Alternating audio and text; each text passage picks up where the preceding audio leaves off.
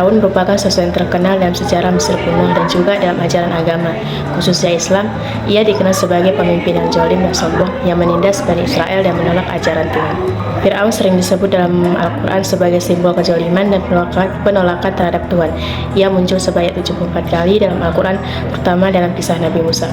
Fir'aun dikenal sebagai tindakan kejamnya terhadap Bani Israel, termasuk perintah untuk membunuh bayi laki-laki mereka sebagai upaya untuk menghilangkan ancaman dari seorang bayi yang diyakini akan menjadi musuhnya Nabi Musa. Salah satu peristiwa paling terkenal adalah saat Nabi Musa membela Laut Merah dengan tongkatnya atas perintah Allah. Setelah Bani Israel melintas laut yang terbelah, Fir'aun dan pasukannya mengejar mereka. Namun, setelah semuanya pengikut Musa selamat, laut kembali ke bentuk semula dan mengelamkan Fir'aun beserta tentaranya. Fir'aun digambarkan sebagai sosok yang angkuh dan sombong. Ia menganggap dirinya sebagai Tuhan dan memaksa rakyatnya untuk menyembah. Akhirnya, hidup Fir'aun diakhiri dengan tenggelam di Laut Merah setelah mengejar Nabi Musa. Qarun adalah seorang tokoh yang terkenal dalam sejarah Bani Israel, khususnya dalam kisah Nabi Musa alaihissalam. Ia berasal dari keluarga yang kaya dan memiliki harta yang melimpah. Qarun adalah sepupu Nabi Musa. Namun meskipun memiliki hubungan keluarga, ia dikenal karena kesombongannya dan ingkar terhadap nikmat Allah. Kisah Qarun menjadi salah satu pelajaran moral paling penting yang diabadikan dalam sejarah dan agama.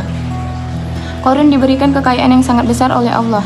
Harta bendanya begitu melimpah hingga kunci-kunci untuk menyimpan harta-hartanya pun sangat berat dan memerlukan banyak orang untuk membawanya. Meskipun dikaruniai harta yang melimpah, Qarun menjadi sombong dan merasa bahwa semua kekayaannya adalah hasil usaha sendiri. Ia menolak untuk mengakui bahwa harta tersebut adalah anugerah dari Allah. Karena kesombongannya, Qarun mendapatkan hukuman dari Allah. Suatu hari ketika ia sedang menunjukkan kekayaannya pada orang-orang, Allah memerintahkan bumi untuk menenggelamkannya beserta rumahnya. Kisah Qarun berakhir tragis sebagai pelajaran bagi umat manusia tentang bahaya kesombongan dan ingkar terhadap nikmat Allah. Kisah Haman.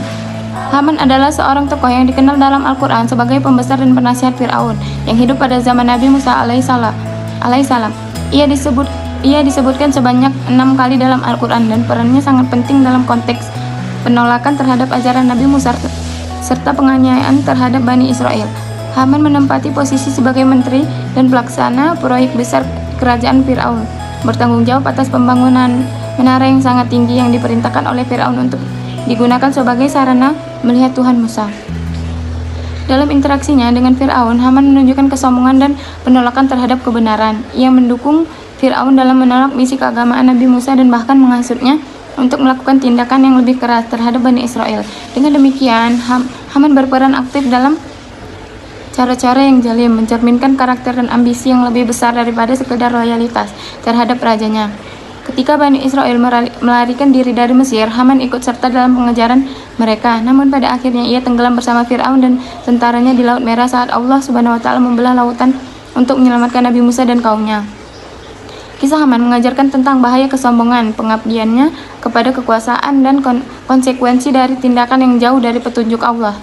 Ia menjadi contoh bagi umat manusia tentang bagaimana kuasa yang berfungsi sebagai peringatan bagi kita untuk tidak terjebak dalam kesombongan dan untuk selalu menghargai kebenaran, serta mengingat bahwa setiap tindakan kita akan memiliki konsekuensi yang tak terduga.